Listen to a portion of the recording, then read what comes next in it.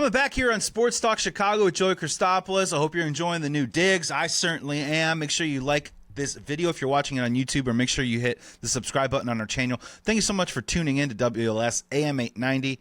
Happy Saturday. I hope you're having a wonderful weekend. It's time. The Bears schedule is released. I'm probably going to do this 4 more times this summer, but what better than my schedule win-loss prediction 1.0 for the Chicago Bears season. Now, before I dive into this, looking at this schedule, I've got it split up into 4 tiers right now. So when we go through this and we look at all the wins and losses, I hope you realize that there are 4 very, very different types of games that the Chicago Bears are going to play this year. This schedule is not for the faint of heart. The road games are incredibly tough. The home games, when they have them, are against opponents that they better win. So there's 4 different tiers I have it set up in. The division is tier number 1. Obviously, 6 games, 2 games versus the Lions, 2 games versus the Packers, 2 games versus the Vikings. I've got on my count 5 games that I just call the tough ones. They are all on the road. Ravens, Bengals, Eagles, Commanders, 49ers. All of those teams are been to the playoffs at least once in the last 2 years. Some of them are Super Bowl contenders, and one of them, oh yeah, by the way, is the defending Super Bowl champions. Then I have 4 games in what I call the gotta have 'ems. These are games that the Chicago Bears absolutely need to win if they want to be an over 500 team this year. Raiders, Saints, Giants, Browns. And then finally, I have a final category of the tiers. It's called a toss-up. Now, these games, depending on when they're played, who's on the field when it happens, could probably go either way. I could talk myself into the Chicago Bears winning this game. I could talk myself into the Chicago Bears easily blowing this game and losing it. And that's with the Cowboys and the Steelers. When you break it down like that, they got 5 tough games. And I think that's going to be the make or break of the season, is whether you believe the Chicago Bears are going to be able to compete in those games, and how many of those games in that 5 are they going to come away with. How many division wins are they going to get this year? That's going to be the test for this team. Okay, here we go. Week 1, September 8th. Monday Night Football. Dun, dun, dun, dun, dun, dun, dun, dun. The Chicago Bears host the Minnesota Vikings week 1. If you join me in segment 1, if you don't think that the Caleb Williams wanting to be on the Vikings to play for Kevin O'Connell won't be brought up again in week 1 of the NFL season, you don't pay attention to sports in 2025. This has a lot going for it. You got a division matchup right off the jump. In theory, as of right now, of this taping, you're going to get J.J. McCarthy's first start as a pro. You're going to get the Chicago Bears hosting on probably a beautiful night in September. Caleb Williams and Ben Johnson together for the first time. And you've also got Ben Johnson versus Brian Flores. We will dive more into these stats, but Ben Johnson against Brian Flores has had incredible success against him in his short NFL time going up against each other. Brian Flores is known for blitzing. He's known for shaking the tree of young quarterbacks, kind of making him a little bit nervous. But Ben Johnson has been able to find some answers and provide some offense against his defense. This is going to be a tight game. This is going to be a great matchup. Ben Johnson versus Kevin O'Connell on the offensive side of the ball. I'm going to go off, and I'm just going to say I think the Chicago Bears win this game. Ben Johnson's first game, this crowd is going to be absolutely rocking. Chicago is going to have all of its eyes fixated on this matchup. And if you're telling me JJ's first game versus Caleb Williams, I'm giving the edge to Caleb on this one. And I'm going to say the Chicago Bears win week 1 versus the Vikings, and they go to 1-0. Week 2, does it get any easier? The NFL, bless the NFL and the Chicago Bears, when we're going through this, the first 4 or 5 of these matchups, there are all these weird little soap opera storylines for this Chicago Bears season. So when we're talking football and X's and O's on Monday, Tuesday, Wednesday, we are going to be doing a little bit of this side soap opera story stuff. Week 2, what better soap opera than Ben Johnson, or as my Lions friends like to call him, Benedict Johnson, goes to Detroit to play the Lions. Week 2, September 14th at noon in Detroit. Ben Johnson returns home. Ben Johnson versus Dan Campbell. I'll be honest with you, taking on the Detroit Lions early on in the season when they're perhaps maybe working through some of the new offensive wrinkles or kinks with Ben Johnson no longer calling the plays, I could see this possibly being an advantage for the Chicago Bears. But again, I'm erring on the side of caution on this one, and I'm going to say the Chicago Bears lose week 2 to the Detroit Lions. Hopefully it's a high-scoring matchup, but there's just something about this matchup that, and personally, I'm not the first person that wants to crown Ben Johnson, right? But this is the first time, I think, that after spending the whole year being the off-season kings, I think the Chicago Bears get a little bit of a wake-up call and have to go back to the drawing board. Maybe just a little bit of, it's not here quite yet. It is only week 2. The season is in its infancy. So the Bears go on the road. I don't think they play great. I think they lose. I think it is a 1-1. Moving on to week 3, Chicago Bears play the Dallas Cowboys at home. A 3:25 game in the afternoon, September 21st. Going to be hot, probably going to be beautiful. And again, with the soap operas, Matt Eberflus comes home. Matt Eberflus revenge game. It's not normal to announce a defensive coordinator at any point really during the game, but you would have to think at some point the Chicago Bears fans in that stadium will make their voices felt, and Matt Eberflus will get booed. In this particular matchup, as of right now, this is one of those toss-up games. And with those 2 toss-up games, I'm because it is 50-50, I have to be honest with myself, and I am going to go 1-1 on this. So I am going to say, as of this moment, the Dallas Cowboys beat the Chicago Bears in week 3, and the Bears fall to 1-2. Part of my reasoning for that, just for right now, is that if you have a healthy Dak Prescott, it's early on in the season, the offense is humming, their defense is still healthy, Micah Parsons is on the field at the time. I think you're maybe catching the Dallas Cowboys a little bit at the wrong time in this matchup, and it could be high scoring, and I have doubts about our defensive line getting after the quarterback. You give Dak Prescott all day long to throw to either CeeDee Lamb or George Pickens, I think it could be a long day for the Bears defense, their secondary, and their defensive line. So in this particular case, I'm going to go with a loss. The Bears go 1-2. Week 4, now this matchup is fun. September 28th in Las Vegas, the Chicago Bears take on the Las Vegas Raiders. Soap opera storyline, Tom Brady loves Caleb Williams. Tom Brady talks to Caleb Williams in the offseason, gives him advice. They have a relationship. I'm sure that story will be told at that time. This is in the gotta have it category for me. It's on the road. I understand that, but the Las Vegas Raiders, Pete Carroll, Ashton Genty, Geno Smith, Brock Bowers, I get it. They have some weapons, but I don't think that defense is near ready to compete outside of Max Crosby. The Chicago Bears have to have this game. I'm going with the W for the Chicago Bears. Chicago Bears get to 2-2 on the road. They get their first road win for Ben Johnson, and they have to pick that one up to go 2-2. Now with week 5, we're doing it again this year. And I feel like this is a little bit of a detriment, and I don't like it, but the Chicago Bears go on bye week in week 5. Everyone pour one out and make a joke for the Chicago Bears, dominate the bye week, and get a win. I probably made that joke last year. But at week 5, this is still a little early on. You can make this positive spin case that for the Chicago Bears after 4 weeks, Ben Johnson can kind of sit back and assess how the first month of the season has gone, things that he can do better, wrinkles in the offense that he needs to improve on, how to maybe push Caleb Williams if he gets off to a little bit of a slow start learning that new offense. All of this stuff is possible. But week 5 in the year, it's a little early because it just turns into quite a gauntlet, the marathon afterwards to finish up the year, and you just hope and pray that the Chicago Bears stay healthy throughout the season.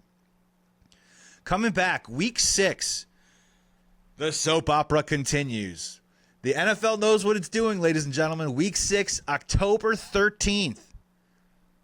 Little chill in the air. Hopefully the weather is still nice, but it's probably going to start cooling down. The Chicago Bears travel to Washington to take on the Commanders in Monday Night Football, the return of the Fail Mary. Tyreek Stevenson, all eyes on him. And this is just a part of it is it will be really interesting to see that if the Chicago Bears are good this year, if the Chicago Bears win games, if Ben Johnson is the right guy for not just Caleb Williams, but for the Bears moving forward and for many years to come, we are going to have to live with the Matt Eberflus era for most of at least the first half of next year. There's too many moments and too many games of what went wrong last year where broadcasters, reporters, storylines are going to be created about what happened with the Bears last year and what they can possibly atone from by playing those teams this year. And this falls right into that category against the Commanders. Commanders are a good football team. Commanders are going for it. And because the Commanders are going for it right now on the road, I can't in good conscience say that the Chicago Bears are going to win this game. I got the Chicago Bears losing this game, falling to 2-3. Now, we're going to do this again as the season goes along. We're going to go through this win-loss, and my predictions can all change right now. But again, I am in show-me mode with the Chicago Bears. So when I look at these matchups, I'm just telling you what I think off the cuff and with what I know at this moment in the month of May. Chicago Bears fall to 2-3. We move on to Week 7. They host the Saints at home on noon, October 19th. This is a must-have-it game. The New Orleans Saints should be bad. As of this taping right now, Derek Carr is retired. They don't really have a quarterback. They don't really have anything on offense. Chris Olave, incredibly talented player, but again, Chris Olave dealing with concussion issues. Something you really have to keep an eye on, and something that you're not quite sure whether it's going to work out or not. So you got the New Orleans Saints Week 7. They got to pick this win up, and I think that they do. I think they move to 3-3 from there. And then comes the most difficult part of the schedule of the season for the Chicago Bears. Week 8, October 26th, just before Halloween, Chicago Bears travel to Baltimore at noon to play the Baltimore Ravens. This is a 2-week stretch in AFC North gauntlet. I got this one as a loss. This is under the tough one tier category. I just can't wrap my head around it right now. If the Chicago Bears are for real and they come out and they win this game, this will definitely be one of those litmus test statement type games the Chicago Bears will have. But as of right now, I got it marked down as a loss. Prove me wrong. The week after that, Week 9, November 2nd, they traveled to Cincinnati to play Joe Burrow and the Bengals at noon. At this moment, we do not know whether Trey Hendrickson will be on the Bengals. He could be on the Bears. He could be on a totally different team. But again, this is another tough one. And when you talk about Joe Burrow and that offense, talk about our lack of pass rush, I'm not seeing it right now. I think the Chicago Bears lose that game as well, and I think they fall to 3-5. Are you scared yet? It's a tough schedule. And the good news with that is when you have a tough schedule and you start winning some of these games, you get a little bit more confidence and you do get an opportunity to prove your mettle that you are a good football team. But based on what I saw last year, the struggles that this team had, can Ben Johnson really turn all that around in 1 year? I'm not so sure. So the Chicago Bears heading into Week 10 are 3-5. Not great. Good news, though, coming. The New York Giants come to play in Soldier Field November 9th, Week 10 at noon. Again, this is a gotta-have-it game. The New York Giants, not very good. Again, this is a game where Caleb Williams will be the better quarterback in the matchup. And the Bears take care of business here, and I think they take care of business big. They win this game, they go to 4-5. The week after that is Week 11. November 16th, the Minnesota Vikings at noon. Loud, tough arena. Chicago Bears already won Week 1. Typically, I lean towards the Chicago Bears losing in Minnesota because that seems to be what the Chicago Bears do. So until further notice, I'm also putting that down as a loss. Chicago Bears fall to 4-6. Another tough game, another division rival. But again, I don't think that the Chicago Bears earn the benefit of the doubt in that matchup. And I think they fall to 4-6. That very next week, Week 12, November 23rd, right before Thanksgiving, the Steelers come to town to play the Chicago Bears at Soldier Field at noon. Again, this is the gotta-have-it game. You gotta win this game. This is a toss-up, but I'm giving the Cowboys a loss. I'm giving the Steelers this one a win. The curious one in the soap opera on this one is Aaron Rodgers the quarterback for the Pittsburgh Steelers? And even if he is the quarterback of the Pittsburgh Steelers, does he make it to Week 12 to play the Chicago Bears? And if he is, and he is week 12, we could possibly see that game get flexed.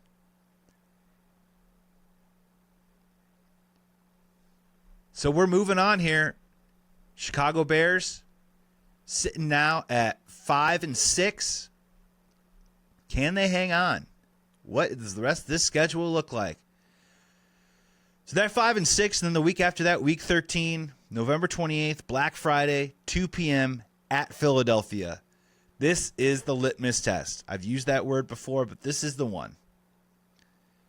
If the Chicago Bears are for real and the Chicago Bears are in it, they figure out a way to win that game. And if they win that game, and let's say they flip the record, let's say they're over 500 at the time, I think that's when we can get really serious. And that actually might be the marker.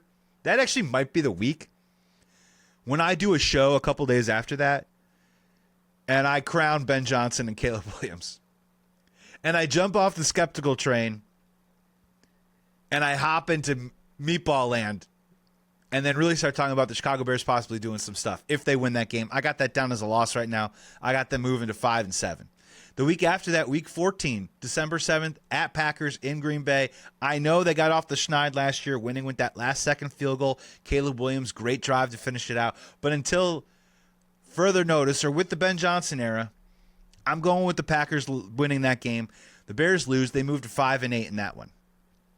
5-8. Up the track, not looking good, not looking towards the playoffs. Week 15 against the Browns, December 14th. That's a gotta-have-it win. Browns at the quarterback position, definitely struggling. They're probably also up the track. I got that as a win for the Chicago Bears. Week 16, it's a TBD. We'll see where that is in that particular case. Maybe the Packers are going for a playoff run. Maybe my record is wrong and the Bears are going for it. So we'll see where that lands. But the Packers at home, I do have the Bears splitting with the Packers this year. If the Matt Eberflus Bears can split with the Green Bay Packers last year, they certainly can split them this year. I got them winning that game, which moves them to 7-8. And then week 17, another tough one, Sunday Night Football, December 28th, the 49ers in San Francisco. I do believe that the San Francisco 49ers are going to bounce back this year, and I do believe that they are going to be playoff contenders. And if I'm riding with that notion right now, I think the Chicago Bears lose that game, fall to 7-9. And then in week 18, which is also to be determined, we don't know when the time and place of that is, the Chicago Bears host the Detroit Lions outdoors with Jared Goff. And I think the Bears can play spoiler here. Maybe the Lions are going for a playoff spot, but Jared Goff out in the cold. That is going to be a brutal game in windy conditions. That's a game that probably be on my birthday, January 3rd or January 4th. I got the Bears winning that game. So the Chicago Bears, I have them right now as it stands. I have them going 8-9 for the season. And as you notice, the Chicago Bears, if it works out the way that I just predicted right now, and I might change my opinion because this is only 1.0, Chicago Bears are going to be multiple games under 500 at different times during the season. So it might be a very frustrating, difficult experience. But the schedule is not an easy one. Back to our tiers to wrap it up. In the division, with those 6 games, I do have them going 3-3. The tough ones, those tough matchups, those 5 games right there, those 5 matchups right there, I don't think I have them winning any of them. With the gotta-have-it games, I have them winning all of those 4-0. And then with the toss-ups, I have them going 1-1. So 4 gotta-have-ems, 1-1 on the toss-ups. That's 5 wins with 3 divisions. That's 8. You can flip that around if you steal one of those tough games. But again, you might have to go 2-3 against the Ravens, Bengals, Eagles, Commanders, and 49ers all on the road because as the NFL, as we all know, you might lose one of those easy ones to the Raiders, Saints, Giants, or Browns. Does that seem doable to you? Does that seem plausible right now for you Chicago Bears fans? I'm erring on the side of caution. I'm sticking with my 8-9 for now. Of course, in a couple of months, we watch some training camp games, maybe some preseason. Caleb looks good. I'm all of a sudden flipping that number, and I think that the Chicago Bears go to 9-8. We'll see what happens. And for right now, I'm sticking to it, and I hope Chicago Bears fans do as well. They do not have the benefit of the doubt with me. They need to go out there, and they need to prove it. And I'm sorry, Ben Johnson. Typically, we would give new head coaches more of a leash, or we would talk ourselves into this hyperbole of what's going to happen and this offense is going to explode. But until we see it on the field, until I believe it, I'm looking at an 8-9 roster. I'm looking at an under 500 team. Now, 8-9 is an improvement of the 5-12 from the year before. But we've been down a long time. We want results. We want some wins. I just don't know if I see it right now based on this schedule on those types of road games that are going to be out in front of the Chicago Bears this year.